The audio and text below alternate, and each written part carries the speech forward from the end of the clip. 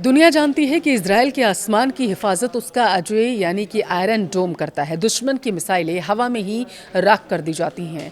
क्या कोई ऐसा लेकिन रडार है, कोई ऐसा सिस्टम या कोई ऐसा डोम है जो इंसानी दिमाग के अंदर होने वाले धमाकों को रोक सके?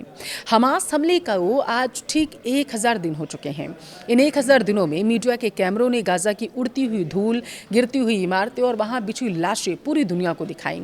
लेकिन आज मैं आपको उस तबाही का अनदेखा सच बताऊंगी जिसे इजराइल की ताकतवर मिलिट्री पीआर मशीनरी भी छुपा नहीं पाई है।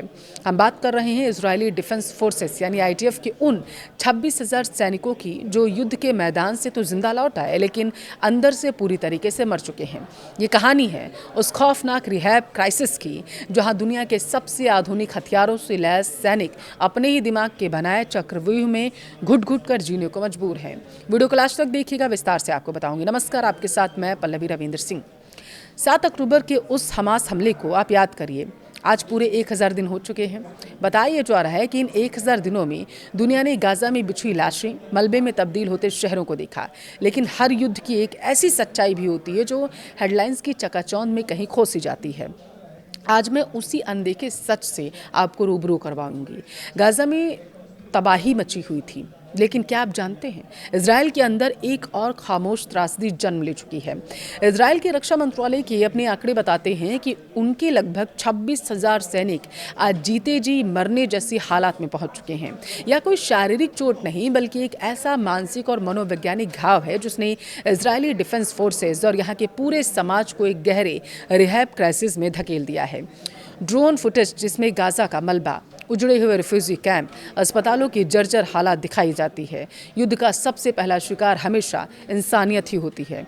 पिछले 1000 दिनों में गाजा की जो तस्वीरें सामने आई वो विनाश का चरम है। आंकड़े बताते हैं गाजा का एक बड़ा हिस्सा अब रहने लायक नहीं बचा है। स्कूल, अस्पताल, बुनियादी ढांचा पूरी तरीके से ध्वस्त हो चुका है। लाखों लोग अपने ही शहर में रिफ्यूजी बन चुके हैं। इसी तबाही का असर सिर्फ आज पर नहीं बल्कि आने वाली कई पीढ़ियों तक रहने वाला है।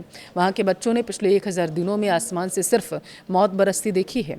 संयुक्त राष्ट्र और तमाम अंतर्राष्ट्रीय मानवाधिकार संस्थाएं लगातार चेतावनी दे रही हैं कि गाजा में जो मानवीय संकट है उसे ठीक होने में दशकों लग सकता है। लेकिन इस लंबी खिंचती जंग ने सिर्फ गाजा को ही तबाह नहीं किया, उसने उस सेना को भी अंदर से खोखला करना शुरू कर दिया जो इस युद्ध को लड़ रहे थे, उन सैनिकों को। अब आते हैं उस रिपोर्ट पर जिसने इजरायली सरकार की नींद को उड़ाकर रख दिया। युद्ध में सैनिक अपनी जान हथेली पर रख कर जाते हैं। जो शहीद हो जाते हैं उन्हें सम्मान मिलता है, लेकिन जो लौट कर आते हैं उनका क्या? इजराइल के रक्षा मंत्रालय के रिहैबिलिटेशन डिपार्टमेंट की हालिया रिपोर्ट एक डरावने वाला सच बता रही है। इस रिपोर्ट के मुताबिक पिछले 1000 दिनों के युद्ध में लगभग 26,000 इजरायली सैनिक घायल हुए। लेकिन चौंकाने वाली बात तो यह है कि इनमें से हजारों सैनिक शारीरिक रूप से नहीं बल्कि मानसिक रूप से विकलांग हो चुके हैं। ये वो सैनिक हैं जिन्होंने गाजा की सकरी गलियों में अर्बन वॉरफेयर का सामना किया। उन्होंने मौत को इतने करीब से देखा, ऐसे खौफनाक मंजर देखे कि अब वो सो नहीं पाते। रिपोर्ट्स बताती हैं कि कई सैनिकों को पैनिक अटैक्स आ रहे हैं। कोई ज़रा सी तेज़ आवाज़ सुनकर छिपने की जगह ढूंढने लगता है, तो कोई डिप्रेशन के उस गहरे अंधेरे में है जहां आत्महत्या के विचार उन्हें घेर रहे हैं। उन लोगों के परिवार वाले बताते हैं कि उनके बेटे, पति घर तो लौट आए हैं लेकिन वो इंसान नहीं रहे। युद्ध से पहले जो वो हुआ करते थे अब वो नहीं है। उनकी हालत जीते जी मरने जैसी हो चुकी है। अब सवाल ये उठता है कि क्या दुनिया की सबसे आधुनिक सेनाओं में से एक आईडीएफ इस संकट के लिए तैयार थी? जवाब है बिल्कुल नहीं। देखिए, रक्षा मंत्रालय के सामने सबसे बड़ी चुनौती तो ये है कि इन 26,000 सैनिकों का इलाज कैसे किया जाए। बजट के एक बहुत बड़े हिस्से को अब हथियारों से हटाकर सैनिकों के मेंटल हेल्थ रिहैब पर डाइवर्ट किया जा रहा है। अधिकारियों ने चेतावनी दी है कि अगर इस ट्रॉमा को तुरंत एड्रेस नहीं किया गया तो इजरायली समाज में अपराध, घरेलू हिंसा, आत्महत्या के मामले बेकाबू हो जाएंगे, बढ़ जाएंगे। इजरायल जो अपनी सैन्य शक्ति और अजेय होने की छवि पर गर्व करता है, आज अपनी ही पीढ़ी के युवाओं को अंदर से टूटते हुए वो देखने पर मजबूर हो चुका है।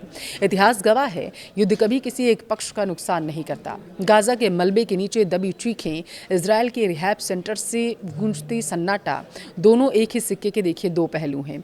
1000 दिन के इस जंग ने यह साबित कर दिया कि आधुनिक तकनीक और हथियारों से आप इमारतें तो गिरा सकते हैं, लेकिन युद्ध के बाद दिमाग में जो इमारतें गिरती हैं उन्हें कोई रडार या फिर एयर डिफेंस सिस्टम रोक ही नहीं सकता। गाजा की तबाही भौतिक है जो दुनिया को दिखाई दे रही है, लेकिन इजराइल के 26,000 सैनिकों की मानसिक तबाही वो खामोश सच है जो आने वाले कई दशकों तक वहाँ के समाज को खोखला करती रहेगी। हमास हमले के 1000 दिन बाद आज दुनिया को इस बात पर मंथन करने की ज़रूरत है कि आखिर हम किस तरीके की भविष्य का निर्माण कर रहे हैं। इस मुद्दे पर आपकी क्या राय है, मुझे कमेंट में ज़रूर बताइएगा।